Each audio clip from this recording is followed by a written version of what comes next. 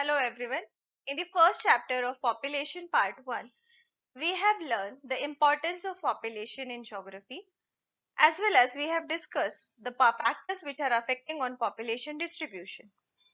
There we also studied demographic transition theory, which are having 5 stages in it. Now, in the second chapter, that is Population Part 2, we are going to discuss about the composition of population.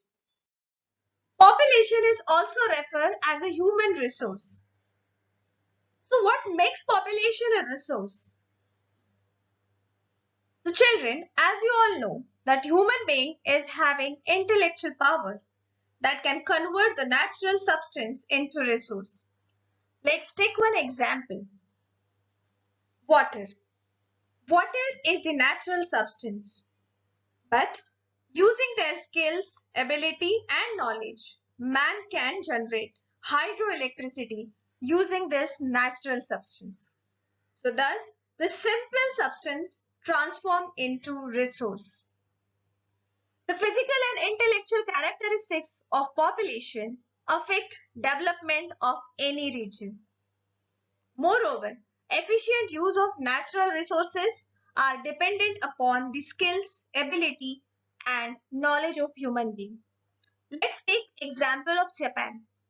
Japan is one of the developed country in the world. In spite of having less natural resources with them, they are one of the most powerful country and most developed country in the world. So here they have utilized their manpower, their human resource in a right way, and so they are one of the leading developed country in the world. So in this chapter, we are going to learn the composition of population, that is age structure, sex ratio, literacy rate, etc. So population composition comprises following things in it: age structure, sex composition, literacy and education, occupational structure, and also rural and urban composition. So the first factor of population composition is age structure. The age structure of a population refers to the number of people in different age groups: infants, children, teenagers, young, adults, and old people. Each of age group has a share in the population. It varies from country to country. That means the combination of all such age groups do not remain same all over the world. It varies from country to country. To understand this concept more better, we are going to refer page number 12 of your textbook, figure 2.1. There are three types of population pyramids which are expressing three different age structures. So, let us discuss about the graphs. Dear students, observe page number 12, figure 2.1. In this pyramids, y-axis shows age group and x-axis shows population or percentage of population in specific age groups. The length of bar shows the number of population or percentage of population. The left side of the graph represents the male and right side represents the females. The base of the graph represents the children population while apex represent the old people. A larger size of the population in the age group of 15 to 59 years indicates the change of having a larger independent working population. The age group of 15 to 59 is also considered as active population because they are actually contributing for the economy of the country. But if the number of children between 0 to 15 is high, that indicates the dependency on the economy. Similarly, if the growing population that above the age of 60 It's indicating greater expenditure for medical and health facilities for the aged population. That means the people above 60, they are not contributing for the economy, and moreover, they are dependent on the economy. After observing figure 2.1, we can conclude here there are three main types of population pyramids: expansive, constructive, and stationary. So let's talk about it. Expansive pyramid, broad base with narrowing apex, shows that more people die at each higher band. High birth rate and high death rate can be seen in this pyramid. So, India after independence is the example of such kind of pyramid.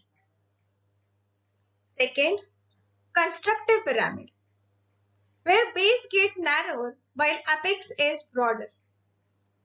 Low percentages of younger people and more elderly people can be seen in this type of pyramid. It shows low birth rate and lower death rate. China could be the example of such pyramid. Third, that is stationary pyramid. In this type of pyramid, all age groups have same percentages, where very low birth rate and low death rate can be seen. So here, population can hardly grows. Example, Sweden, Finland, or some other developed countries in the world. These type of age structures has a direct influence on the future of a nation. So after age structure, now let's talk about second important factor of population composition, that is sex composition. The ratio between the number of women and men in the population is called as sex ratio. It is calculated by using given formula. So, sex ratio is equal to total female population divided by total male population into 1000. Sex ratio tells us about the status of women in a country. Now, you may have question in your mind that how it is related to the status of women in a country. The sex ratio clearly indicates the number of female population in the country. So it's talk about how the society is progressive or how the society is conservative. Talking about country like India, it is lower as compared to other progressive countries. World sex ratio is 990 females per 1000, whereas country like Russia, Ukraine, they have 1160 women per 1000 males, which is highest sex ratio in the world. Whereas country like Saudi Arabia is having just 667 females per 1000 males. Talking about China, India, Pakistan or Afghanistan, they have lower sex ratio as compared to the developed countries. So, thus, here we can conclude that sex ratio denotes the status of women in a particular country. So, students, in your previous standards, you must have discussed about age structure or sex ratio. In this year, you are going to learn one more important concept, which is known as demographic dividend. So to understand demographic dividend, please refer page number 14. The table which is given on this page is clarifying about demographic dividend. So demographic dividend is the growth in an economy which is the result of a change in the age structure of country's population. This change occurs due to the decline in birth rate and death rate. So demographic dividend is a type of reward that is distributed among the shareholders, and it is the profit or surplus received. If you will observe the table, you will come to know the ratio between working and non-working population. So, in a country, there is working population also and dependent population also. The ratio between working and non-working population determines how productive the country is economically. That means if a working population is more than dependent population, definitely the economy is progressive. When the country goes through the certain demographic transition, their birth rate and death rate also change. It may decrease. So thus, the birth rate reduces and the number of dependents also reduces, and then the working population increases. So in that case, the demographic dividend can be increased. It contributes in the economy. The resources of the country can be invested in other areas to accelerate a country's economic development, where per capita income increases over a period of time. This economic benefit is in the form of dividend. To understand this factor in more better way, let's take example country like India. After the independence, there were many challenges in front of country. Establishing infrastructure and satisfying the hunger of population, these were some major objectives of the country. So initially, government focused on these objectives. But in decades of 80s and 90s, government shifted their objective and they focused on tertiary and secondary sector. Here one can see the growth in economy and eventually per capita income also increased. So increased per capita income is not achieved automatically. It is completely based on the policies followed by the government. If government emphasize on health, education and employment, definitely the economy could be having progressive ratio.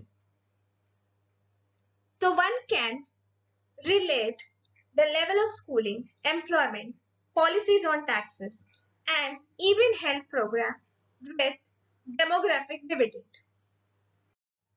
So in simple words, demographic dividend can be defined as the profit earned with the development of the country's economy. It is also not the abstract concept which can be visible in the following ways. Personal savings can be grown and it can be used to stimulate the economy. That means these savings are invested in different business. Secondly, the number of children are less in the families, so parents can focus more on their education. Thus, with the help of better education, human capital can be built. And it will be finally essential for the development of the country. Third point, as more women join the labor force and become economically strong, they contribute in the economic growth of the country. Considering the example of country like India, women are engaged in different sectors and they are handling different responsibilities. Fourth point is per capita GDP also increases because the dependency ratio is decreased as birth rate and death rate is also decreased. So I hope you people have understood what does mean by age structure, what does mean by sex ratio, and what is demographic dividend. Thank you so much.